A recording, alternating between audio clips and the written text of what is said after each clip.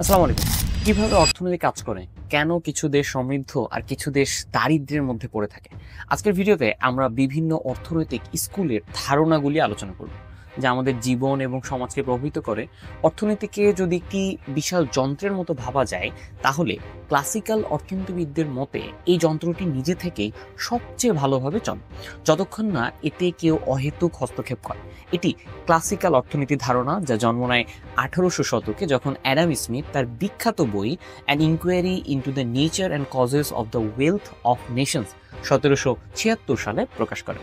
Adam Smith invisible হ্যান্ডের ধারণা দিয়েছিলেন। তিনি বলেছিলেন, লক্ষ লক্ষ মানুষ যখন তাদের নিজস্ব স্বার্থে কাজ করে, তখন তারা নিজের অজান্তেই অর্থনীতিতে শৃঙ্খলা এবং ভারসাম্য নিয়ে আসে। বাংলাদেশের বাস্তব উদাহরণ ধরি।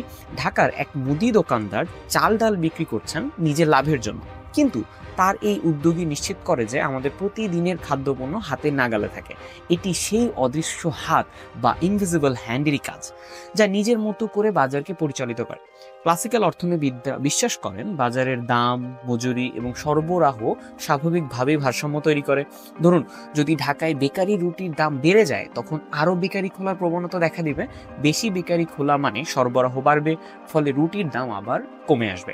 একইভাবে যদি গার্মেন্টস শিল্পে শ্রমিকের মজুরি বেশি থাকে, তাহলে হয়তো কৃষিখাত হতে সেই শিল্পে কাজ চলে আসবে এবং ফলে ধীরে ধীরে সব খাতে মজুরির ভারসাম্য তৈরি হবে।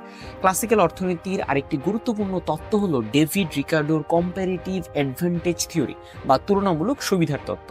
এই তত্ত্বে বলা হয়ে থাকে প্রতিটি দেশকে সেই সব পণ্য উৎপাদনে মনোযোগী হওয়া উচিত যেখানে তারা অন্যদের তুলনায় বেশি দক্ষ।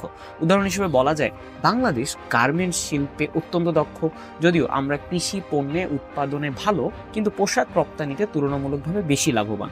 তাই আমাদের উচিত গার্মেন্ট শিল্পে মনোযোগ দিয়ে বৈদেশিক মুদ্রা আয় করা এবং অন্য দেশ থেকে তুলনামূলক সস্তায় কৃষি পণ্য আমদানি করা।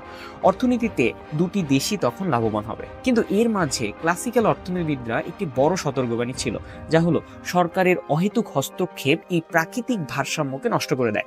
ট্যারিফ, মূল্য নিয়ন্ত্রণ বা অতিরিক্ত নিয়মকানুন অর্থনীতির স্বাভাবিক প্রবাহে বাধা সৃষ্টি করে। তাই তারা বলতেন ল্যাসে ফেরে, অর্থাৎ যে যন্ত্রটি নিজের মতো চলতে পারে সেটিকে ওর মতো চলতে দাও।